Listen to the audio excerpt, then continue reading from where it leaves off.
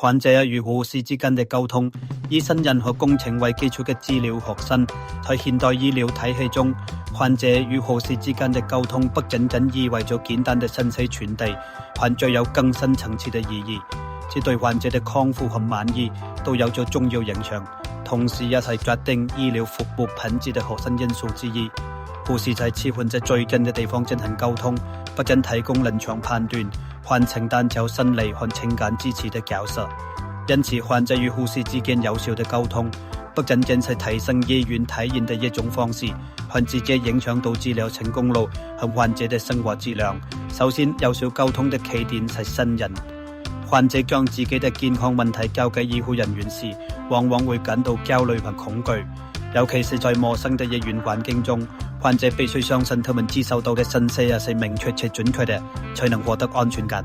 為了建立這種信任，護士需要讓患者感受到被尊重，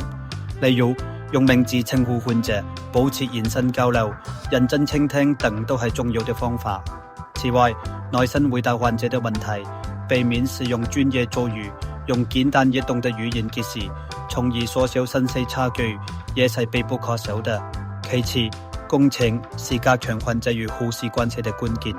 疾病不僅會引起身體上嘅症狀，還會伴隨心理和社會壓力。每位患者所經歷的痛苦各不相同，因此需要努力去理解他們的感受。護士應細心觀察患者的情緒狀態，認真對待他們的擔憂。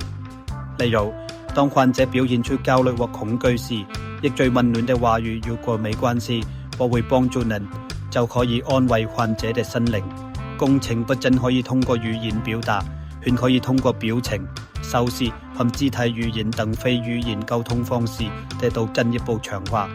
第三，有效嘅溝通在提高患者自我管理能力方面也起咗重要作用。患者需要清楚地了解自己的健康狀況，並積極配合治療計劃。護士影響患者清晰地傳達所需信息，並激勵他們付諸實踐，例如係說明某種藥物的服用方法，或改善生活習慣的重要性時，需要擁有說服力嘅方式，讓患者能夠主動自省。如果患者為能力嘅某件內容，可以通過重複講解或利用圖片、視頻等多種方式幫助其理解。第四，考慮到文化差異和多樣性嘅溝通，同樣是一個不容忽視嘅因素。現代社會正逐漸走向多元化，醫院中也會接觸到具有不同文化背景的患者。在這種情況下，護士需要尊重每種文化的特性和價值觀，並努力理解患者的信仰體系。例如，有些患者可能因宗教或民族習俗而拒絕使用某些事物或接受特定治療。此時，護士應在尊重患者選擇的同時，提出替代方案。最後，護士嘅態度和專業性決定了溝通嘅成敗。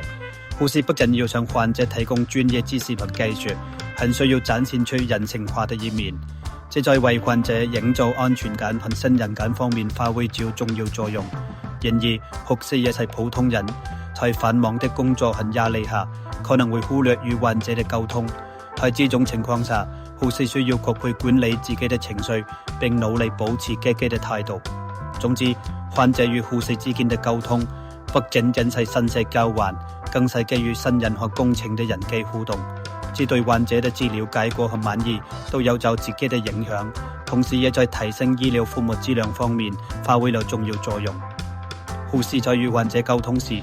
應始終保持傾聽嘅態度，站在患者的角度思考問題，並盡最大努力滿足他們的需求和期望。通過這種方式，患者與護士可以建立起彼此信任的關係，從而實現更好的治療效果。